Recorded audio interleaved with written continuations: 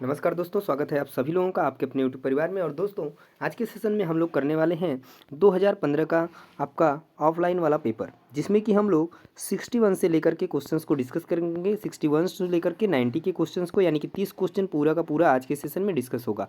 इसके पहले बता दें, 2015 का जो बाकी के जो 31 से लेकर के 60 क्वेश्चन तक रहे हैं, वो आपको पिछले सेशन में हम लोगों ने यानी कल की डेट में जो है इसको डिस्कस किया था। यदि आप उसको नहीं देखे हैं तो जाकर उसको भी देख लीजिए। और एक चीज़ और आपको बताना चाहेंगे, यदि आप सीटेट का पेपर देने जा रहे हैं तो आपको निश्चित रूप से कम 5 से 10 सालों का जो है कि प्रीवियस ईयर पेपर करना आपके लिए बेहद ही इंपॉर्टेंट है। वहाँ से आपको बहुत सारे क्वेश्चंस जो है आपको रिपीटेड मिल जाएंगे, उससे रिलेटेड क्वेश्चंस मिल जाएंगे जो आपके आने वाले एग्जाम के लिए बहुत ही महत्वपूर्ण होंगे।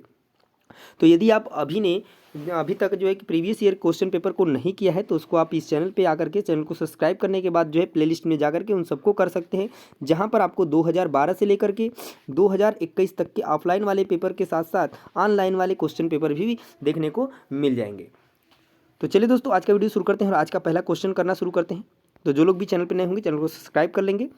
तो पहला क्वेश्चन रहा दोस्तों आज का कि यूराल पर्वत अलग करते हैं।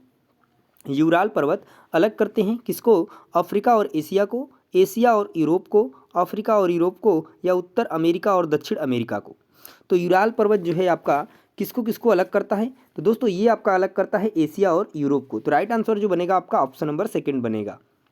नेक्स्ट जो क्वेश्चन है क्वेश्चन नंबर 62 कि भूपर्पटी में वह स्थान जहाँ से भूकंपीय तरंगें आरंभ होती हैं उसे कहा जाता है? केंद्र, उद्गम केंद्र, अधिकेंद्र, क्रेटर।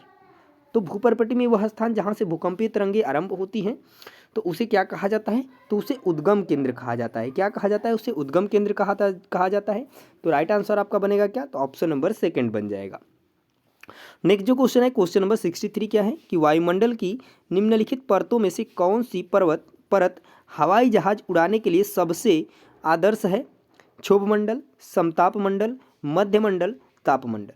तो हवाई जहाज जहाँ पे उड़ती है जिस परत में, तो उस परत का आपका नाम है दोस्तों समताप मंडल। तो राइट आंसर बनेगा आपका ऑप्शन नंबर सेकंड, यानी इन तीनों ही क्वेश्चंस में राइट जो है ऑप्शन है आपके सेकंड वाले ऑप्शन। ठीक है। नेक्स्ट जो क्वेश्चन है देखिए दोस्तों क्वेश्चन नंबर 64 क्या है कि निम्नलिखित में से पृथ्वी पर तापमान के वितरण को प्रभावित करने वाला सबसे महत्वपूर्ण कारक कौन सा है? सूर्यातपन, सौर विकिरण, पार्थिव विकिरण, समुद्र से दूरी। तो कौन सा जो है सबसे महत्वपूर्ण कारक है पृथ्वी पर तापमान के विकिरण को प्रभावित करने के लिए? तो यहाँ पर अगर बात करें तो जो सबसे महत्वपूर्ण कारक है वो है आपका सौर विकिरण। तो राइट आंसर बनेगा आपका ऑप्शन नंबर सेकेंड। नेक्स्ट जो क्वेश्चन है क्वेश्चन नंबर 65 कि अमेजन बेसिन के संबंध में निम्नलिखित कथनों में से कौन सा कथन जो है कि सही है अमेजन बेसिन के बारे में? पहला कथन है कि अमेजन बेसिन भूमध्य रेखीय प्रदेश में आता है। सेकेंड आपका कि अमेजन नदी भूमध्य रेखीय प्रदेश से होकर पश्चिम दिशा में बहती है, या अमेजन नदी डेल्टा का निर्माण करती है जो मैंग्रोव वनों से ढका है, या अमेजन नदी basin Brazil, Peru, Bolivia, Argentina के भागों से अपवाहित होती है। तो अमेजन बेसिन के बारे में कौन सा जो कथन है बिल्कुल सही है? तो यहाँ पे जो राइट आंसर है वो आपका ऑप्शन नंबर एक है कि अमेजन बेसिन भूमध्य रेखीय प्रदेश में आता है। नेक्स्ट क्वेश्चन देखिए क्वेश्चन नंबर 66 क्वेश्चन है कि विश्व में भारत का सबसे ऊंचा सड़क मार्ग निम्नलिखित में से कौन सा है? ईटानगर पासीघाट, मनाली लेह, शिलांग सिलचर, उधमपुर श्रीनगर। तो कौन सा सड़क मार्ग जो है सबसे ऊंचा है? तो सबसे ऊंचा जो आपका है सड़क मार्ग वो है आपका मनाली लेह। तो राइट आंसर बनेगा आपका option number second. Next question देखिए क्वेश्चन नंबर 67 है कि भूस्खलन को नियंत्रित करने के लिए निम्नलिखित में से न्यूनीकरण क्रियाविधि कौन सी नहीं है? देखिए क्वेश्चन निगेटिव है, ध्यान दीजिएगा इस चीज़ का। भूस्खलन प्रवण क्षेत्रों की पहचान के लिए संकट मानचित्रण, भूमि को खिसकने से बचाने के लिए प्रतिधारी दीवार का निर्माण करना, भूस्खलन को रोकने के लिए वनस्पति आवरण को कम करना, या भूस्खलन की गतिशीलता को नियंत्रित करने के लिए सतही अपवाह का नियंत्रण सुनिश्चित करना। तो यहाँ पे आपका क्या दिया है कि न्यूनीकरण क्रियाविधि कौन सी नहीं है? ठीक है। तो यहाँ पे जो नहीं है वो है कि भूस्खलन को रोकने के लिए वनस्पति आवरण को कम करना। यदि भूस्खलन को रोकने के लिए वनस्पति आवरण को कम करना, ये क्या है कि क्रियाविधि नहीं है। अगर आवरण को कम करेंगे तो भूस्खलन और अधिक होगा, न कि वह कम होगा। तो राइट आंसर जो बनेगा वो क्या बनेगा, तो ऑप्शन नंबर 3 बनेगा। अगला क्वेश्चन देखिए, क्वेश्चन नंबर 68 है कि निम्नलिखित में से किसके उत्पादों को काला सोना कहा जाता है। कोयला, सोना, पेट्रोलियम, तांबा। ये तो है, तो काला सोना यानी किसके उत्पादों को कहा जाता है, तो ये आपका कहा जाता है पेट्रोलियम के उत्पादों का। तो राइट आंसर बनेगा आपका ऑप्शन नंबर 3। ज़्यादातर जो है लोग उस पर कोयला पे ट्रिक करेंगे, पर नहीं, आपका ध्यान देना है आपको क्या, कि पेट्रोलियम सही होगा। नेक्स्ट क्वेश्चन देखिए, क्वेश्चन नंबर 69, निम्नलिखित में से कौन सा भारत का परमाणु ऊर्जा संयंत्र नहीं है। कल्पक्कम, तारापुर, नरौरा, पोखरण। तो देखिए, अगर हम बात करते हैं ऊर्जा संयंत्र की भारत में, तो कल्पक्कम भी परमाणु ऊर्जा संयंत्र है, तारापुर भी है, नरौरा भी है। बस एक ही आपका नहीं है, तो वो है आपका पोखरण, जो कि गलत है। तो राइट आंसर यही बनेगा, क्योंकि पूछा है कि ऊर्जा संयंत्र कौन नहीं है। नेक्स्ट क्वेश्चन देखिए, क्वेश्चन नंबर 70 क्या है कि निम्नलिखित देशों में से किसमें स्थानांतरित कृषि को मिल्पा के नाम से जाना जाता है। किसके नाम से, मिल्पा के नाम से जाना जाता है। Bharat, Malaysia, Mexico, Brazil. Shifting agriculture की बात की जा रही है। स्थानांतरित कृषि को शिल्पा के नाम से किस देश में जाना जाता है, तो ये आपका जाना जाता है किसमें, तो मैक्सिको में जो है कि स्थानांतरित कृषि को, शिफ्टिंग एग्रीकल्चर को मिल्पा के नाम से जाना जाता है। नेक्स्ट क्वेश्चन देखिए, क्वेश्चन नंबर 71 है, निम्नलिखित उद्योगों में कौन सा सार्वजनिक क्षेत्र के अंतर्गत आता है। हिंदुस्तान एरोनॉटिक्स लिमिटेड, सुधा डेयरी, मारुति उद्योग limited, Tata iron and steel company limited. तो कौन जो है सार्वजनिक क्षेत्र के अंतर्गत आता है, तो इसमें आपका आता है हिंदुस्तान एरोनॉटिक्स लिमिटेड, जो है कि सार्वजनिक क्षेत्र के अंतर्गत आता है। तो राइट आंसर जो बनेगा आपका ऑप्शन नंबर 1 करेक्ट हो जाएगा। नेक्स्ट क्वेश्चन है क्वेश्चन नंबर 72 कि ग्राम सभा के बारे में निम्नलिखित कथनों में से कौन सा सही है। यह जिले के सभी गांवों के सरपंचों की बैठक का स्थल है। क्या यह सभी गांवों के सरपंचों की बैठक का स्थल है, या ग्राम सभा का सचिव ग्राम सभा और ग्राम पंचायत की बैठक बुलाने तथा कार्यवाही का आलेख करने के लिए उत्तरदायी होता है।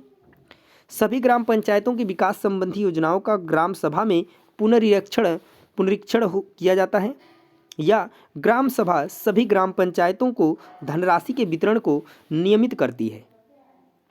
तो देखिए, यहाँ पर ना ही यह सभी गांवों के सरपंचों की बात की जा रही है, ना कि ग्राम सभा के बारे में अगर जो कथन है सही, तो बात करें तो ऑप्शन नंबर 2 अगर आप पढ़िए, तो ग्राम सभा का सचिव ग्राम सभा और ग्राम पंचायत की बैठक बुलाने तथा कार्यवाही का आलेख करने के लिए क्या होता है, उत्तरदायी होता है ग्राम सभा। तो ये जो है ग्राम सभा के बारे में कथन जो है बिल्कुल सही है, तो आपका राइट आंसर बनेगा। नेक्स्ट जो क्वेश्चन है क्वेश्चन नंबर 73 है कि लोकतंत्र में लोगों की सहभागिता पर दिए गए निम्नलिखित 2 कथनों ए तथा बी पर विचार कीजिए और सही उत्तर का चयन कीजिए।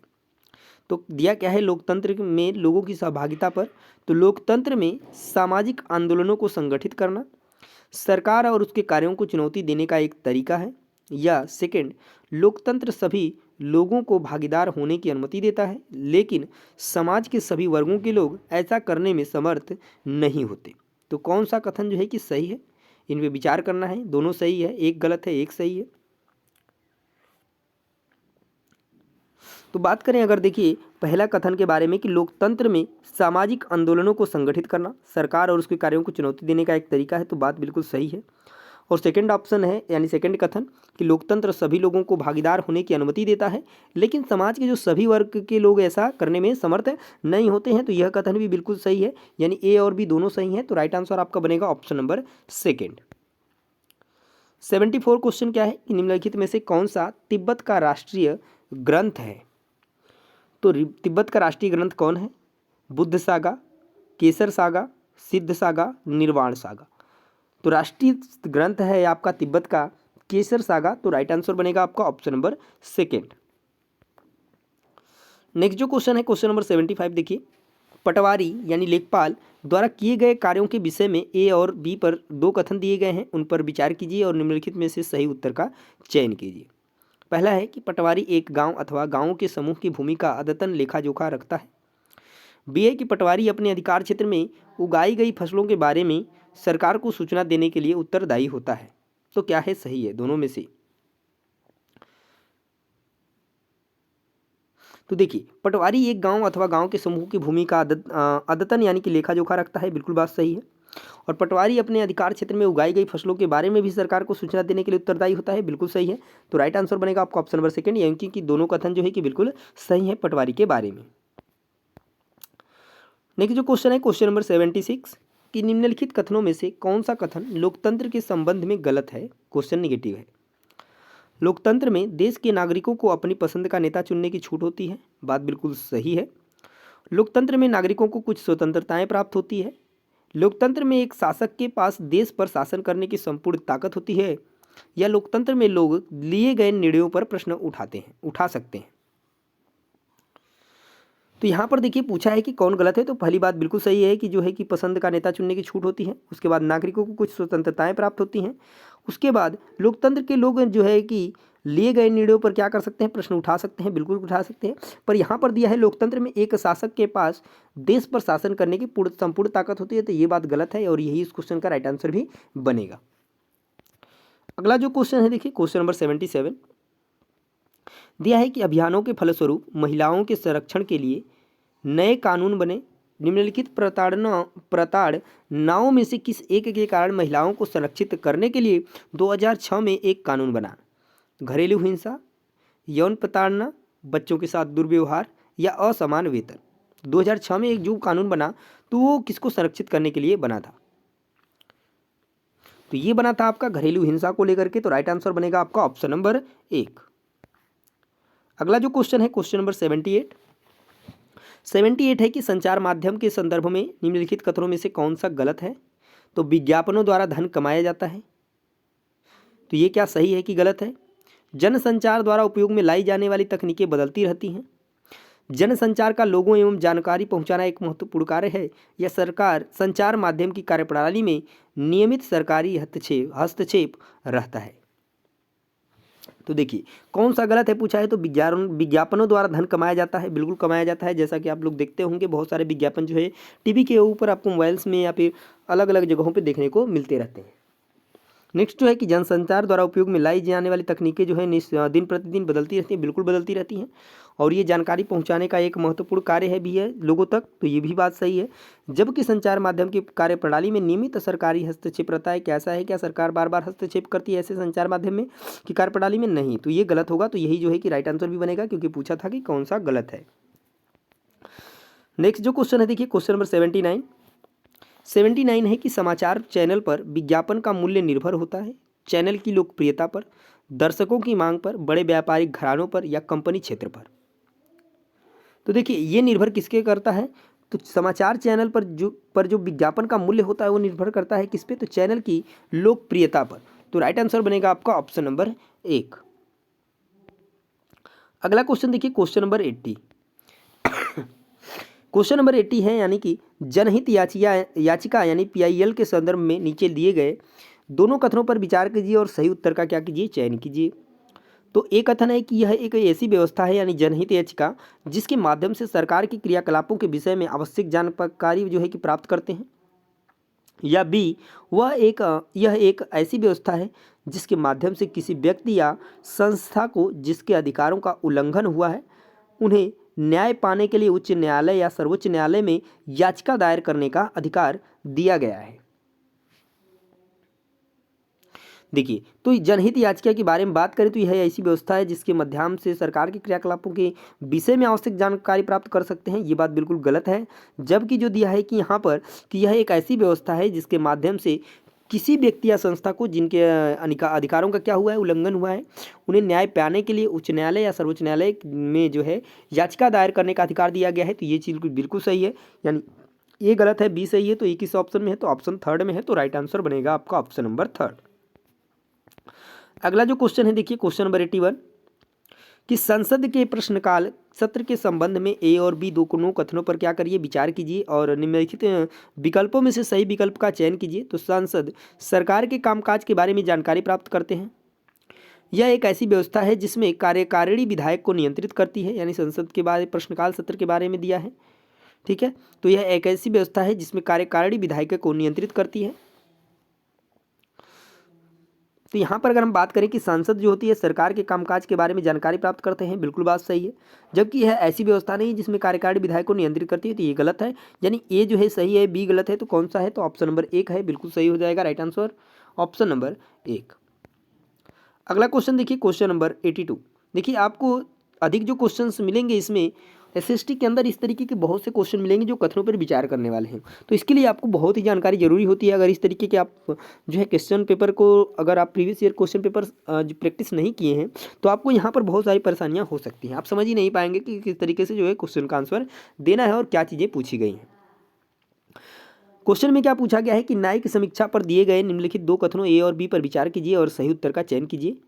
तो 82 में देखिए दिया गया है दो कथन, उसी तरीके से सेम जैसे कि पिछले क्वेश्चन में था। कथन है क्या? ए कि संसद द्वारा पारित किया गया कोई कानून संविधान के आधारभूत ढांचे का उल्लंघन करता है तो न्यायपालिका ऐसे कानून को रद्द कर सकती है। क्या यह सही है न्यायपालिका समीक्षा पर? या कोई विधेयक न्यायपालिका के द्वारा पास किए बिना कानून नहीं बन सकता है? तो देखिए अगर हम बात करें कि संसद द्वारा पारित किया गया कोई कानून संविधान के आधारभूत ढांचे का उल्लंघन करता है तो न्यायपालिका क्या कर सकती है? ऐसे कानून को रद्द कर सकती है। ये जो है पॉइंट बिल्कुल सही है आपका। जबकि कोई विधेयक न्यायपालिका के द्वारा पास किए बिना कानून नहीं बन सकता है, ये जो है कि गलत है। ठीक है, तो राइट आंसर आपका क्या बनेगा? तो ए सही, बी गलत है, जो कि आपका ऑप्शन नंबर 1 में है। बिल्कुल सही हो जाएगा आपका ऑप्शन नंबर 1। अगला जो क्वेश्चन है क्वेश्चन नंबर 83 है कि भारतीय संविधान के अनुसार भारतीय धर्मनिरपेक्ष राज्य के बारे में निम्नलिखित कथनों में से कौन सा कथन जो है कि गलत है भारतीय संविधान के अनुसार? ठीक है, भारतीय राज्य किसी एक विशिष्ट धार्मिक समूह द्वारा शासित नहीं है। राज्य किसी धर्म विशेष को न तो थोपेगा और न ही लोगों की धार्मिक स्वतंत्रता को छीनेगा। राज्य सरकारी संस्थानों को धर्म विशेष के विशिष्ट मूल्यों को प्रदर्शित और प्रोन्नत करने की अनुमति प्रदान करता है। या राज्य धर्म से एकदम पृथक नहीं है परंतु वह धर्म से एक निश्चित दूरी बनाता है। तो देखिए 83 का अगर हम बात करते हैं तो राज्य किसी एक विशिष्ट धार्मिक द्वारा शासित समूह द्वारा शासित नहीं है। बात बिल्कुल सही है, किसी भी एक धार्मिक समूह द्वारा शासित नहीं है ना, बिल्कुल करेक्ट है। और धार्मिक स्वतंत्रता को छीनेगा? नहीं छीनेगा। यहाँ पर दिया है कि राज्य किसी धर्म को न तो थोपेगा और न ही लोगों की धार्मिक स्वतंत्रता को छीनेगा, तो बात बिल्कुल सही है। राज्य धर्म से एकदम पृथक नहीं है, पृथक तो नहीं है, अलग नहीं है, परंतु वह धर्म से एक निश्चित भी दूरी बनाता है ताकि ये सब चीज़ों से अलग रह सके। और उसके बाद दिया है कि राज्य जो सरकारें हैं संस्थानों को धर्म विशेष के विशिष्ट मूल्यों को प्रदर्शित करने प्रोन्नत करने का, ये बात गलत है, ऐसा नहीं करने के लिए बोलता है। तो राइट आंसर भी यही बनेगा क्योंकि पूछा था कि कौन सा कथन गलत है। अगला जो क्वेश्चन है देखिए क्वेश्चन नंबर 84 कि भारतीय राज्य की सरकार किस प्रकार की है? भारतीय राज्य की सरकार किस प्रकार की है? साम्यवादी सरकार है, पूंजीवादी सरकार है, अध्यात्मक सरकार है या लोकतांत्रिक सरकार है? तो देखिए हमारे यहाँ जो है भारत में राज्य की जो सरकारें हैं वो किस तरीके की हैं? तो लोकतांत्रिक सरकारें हैं, बिल्कुल सही है। तो राइट आंसर बनेगा आपका ऑप्शन नंबर 4। जैसे कि हम लोग पिछले क्वेश्चन में कुछ में पढ़ा था लोकतंत्र के बारे में, हमारे यहाँ लोकतंत्र चलता है, ठीक है, राजतंत्र नहीं चलता है, आपको पता होगा इस चीज़ के बारे में। अगला क्वेश्चन देखिए क्वेश्चन नंबर 85 कि जातीय समानता को प्रचारित करने के लिए निम्नलिखित में से किसने सत्य शोधक समाज की स्थापना की थी? सत्य शोधक समाज की स्थापना किसने की थी जातीय समानता को प्रचारित करने के लिए? घासीदास, नारायण गुरु, हरिदास, ज्योतिबा राव फूले। तो इसकी स्थापना की थी सत्य शोधक समाज की ज्योतिबा राव फूले ने। तो राइट आंसर आपका बनेगा ऑप्शन नंबर 4। अगला जो क्वेश्चन है क्वेश्चन नंबर 86 कि 29 मार्च 1857 को बैरकपुर में अपने अफसरों पर हमला करने के आरोप में निम्नलिखित में से किसको फांसी पर लटका दिया गया था? भगत सिंह, राजगुरु, सुखदेव, मंगल पांडे। 29 मार्च 1857 को बैरकपुर में अपने अफसरों पर हमला करने के लिए। तो 86 का कौन बनेगा? देखिए भगत सिंह, राजगुरु, सुखदेव, इन तीनों लोगों को तो एक ही साथ फांसी जो है कि दी गई थी, ठीक है। तो अब तो ऐसे भी जब अलग अलग ऑप्शन दिया है तो इन तीनों पे आपको जाना ही नहीं है, बचा कौन? नहीं भी आएगा तो आप ट्रिक कर सकते हैं। तो मंगल पांडे जो है इस क्वेश्चन का राइट आंसर बनेगा। अगला क्वेश्चन देखिए क्वेश्चन नंबर 87 क्या है कि अंग्रेजों की सर्वोच्चता नीति के संबंध में निम्नलिखित कथनों में से कौन सा कथन सही है? पहला है इसने घोषित किया कि यदि भारतीय शासक की मृत्यु बिना पुरुष वारिस के होती है तो उसके साम्राज्य का अधिग्रहण कर लिया जाएगा। यहाँ पर दिया है कि कंपनी का दावा था कि उसकी सत्ता जो है सर्वोच्च है, इसलिए वह भारतीय राज्यों से ऊपर है, या इसने इस बात पर बल दिया कि प्राच्य जानकारी के विपरीत यूरोपीय जानकारी देने का तरीका व्यवहारिक रूप से लाभकारी है, या इसने घोषित किया कि इंग्लैंड में कोई अन्य व्यापार करने वाला समूह ईस्ट इंडिया कंपनी से स्पर्धा नहीं कर सकेगा। तो देखिए, जो सर्वोच्चता निधि के संबंध में सही कथन है तो ये है कि कंपनी का दावा था कि उसकी सत्ता जो है सर्वोच्च है, इसलिए वह भारतीय राज्यों से क्या है, ऊपर है। तो राइट आंसर बनेगा जो आपका ऑप्शन नंबर सेकंड करेक्ट हो जाएगा दोस्तों। नेक्स्ट क्वेश्चन देखिए, क्वेश्चन नंबर 88 क्वेश्चन है कि ग्रहों के निम्नलिखित समूहों में से किस समूह के चारों ओर क्या हैं, छल्ले हैं? शनि, शुक्र, मंगल, शनि, बृहस्पति, यूरेनस, शनि, नेपच्यून, मंगल, शनि, शुक्र, नेपच्यून। तो देखिए, अगर हम बात करते हैं इसमें शुक्र मंगल के बारे में आप सुने होंगे, तो इसमें जो है कि छल्ले नहीं होते हैं शुक्र और मंगल में। तो मंगल इसमें भी आया, ये भी कट गया। उसके बाद दिया है शुक्र, इसमें आया तो ये कट गया। बचा कौन? एक ही ऑप्शन, ऑप्शन नंबर सेकंड। तो राइट आंसर कौन सा बन जाएगा? तो ऑप्शन नंबर सेकंड जो है बिल्कुल सही हो जाएगा। अगला क्वेश्चन है क्वेश्चन नंबर 89 कि पृथ्वी को भू आब के रूप में क्यों वर्णित किया जाता है? निम्नलिखित में से सही क्वेश्चन चुनिए। पृथ्वी ध्रुवों के पास थोड़ी चपटी है, पृथ्वी न तो अधिक गर्म है और न ही अधिक ठंडी है, पृथ्वी की 2/3 सतह जल से ढकी है, या जीवन के लिए अनुकूल परिस्थितियां केवल पृथ्वी पर पाई जाती हैं। तो भू आब के रूप में क्यों वर्णित किया जाता है, इसका जो है कारण क्या है वो आपको बताना है। तो देखिए, जैसा कि आप जानते हैं कि पृथ्वी जो है ध्रुवों के पास थोड़ी चपटी है, इस वजह से जो है पृथ्वी को भू आब के रूप में वर्णित किया जाता है। तो राइट आंसर बनेगा आपका ऑप्शन नंबर 1। बाकी चीज़ जो भी चीज़ें दी गई हैं वो बिल्कुल सही दी गई हैं, पर आपको भू आब के रूप में जो है कि क्यों वर्णित करना है ये आपको पूछा गया था। अगला जो क्वेश्चन है क्वेश्चन नंबर देखिए 90 क्वेश्चन क्या है कि पृथ्वी से चंद्रमा का केवल एक ही भाग दिखाई पड़ता है, क्यों दिखाई पड़ता है? देखिए, क्वेश्चन रिपीट हुआ है। मैंने अभी पिछले सेशन में कुछ जो है कि एक क्वेश्चन पेपर कराया था, उसमें भी क्वेश्चन सेम आया था और सेम क्वेश्चन यहाँ पर आ चुका है। ठीक है, तो चंद्रमा अपने अक्ष पर एक चक्कर पूरा करने से कहीं अधिक समय पृथ्वी का चक्कर पूरा करने में लेता है।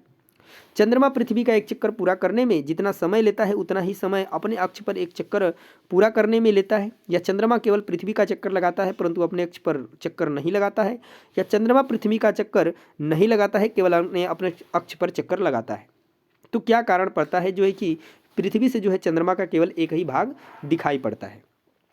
तो यहाँ पर देखिए, इसका जो राइट आंसर बनेगा ऑप्शन नंबर सेकंड, कि जो चंद्रमा है ना, जो ये पृथ्वी है, मान लीजिए इसके तरफ ये चारों चक्कर लगा रहा है, तो ये जितना चक्कर अपने अक्ष पर घूमने में एक टाइम लगाता है उतना ही ये यहाँ से यहाँ तक आने में लगाता है। इस वजह से चंद्रमा का एक ही भाग जो है क्या होता है, पृथ्वी से दिखाई पड़ता है। यही इसका मेन कारण है। तो राइट आंसर बनेगा आपका ऑप्शन नंबर सेकंड। दोस्तों, आज का सेशन कंप्लीट होता है जिसमें कि हम लोग 61 टू लेकर 90 के क्वेश्चंस को कवर किया, यानी 2015 का पेपर भी आज जो है कि ऑफलाइन वाला क्वेश्चन जो पेपर है वो आपका कंप्लीट होता है। और इसके पहले आपको बता दें कि हम 2012 से लेकर के आज 2015 और इसके पहले 2018 से 21 तक के क्वेश्चन पेपर को करा दिए हैं। तो 2 साल का और पेपर जो है कि आपके पास बचता है, जो ऑफलाइन वाले पेपर बचते हैं, यानी 2016 और 2017। ये भी आपका 4 दिन के अंदर कंप्लीट हो जाएगा, यानी 2 पार्ट में अगर करेंगे कंप्लीट तो ये भी आपका क्या हो जाएगा, कंप्लीट हो जाएगा। तो वहाँ से आप देखते हैं तो आपके सारे जो है कि डाउट्स क्लियर होंगे और आपको भी आइडिया लग जाएगा किस तरीके से जो है क्वेश्चन पेपर में क्वेश्चन पूछा गया है ऑफलाइन के एग्जाम में और आपको किस तरीके से सॉल्व करना है। तो दोस्तों, मिलते हैं नेक्स्ट वीडियो में, तब तक के लिए जय हिंद। चैनल को सब्सक्राइब करना नहीं भूलिएगा।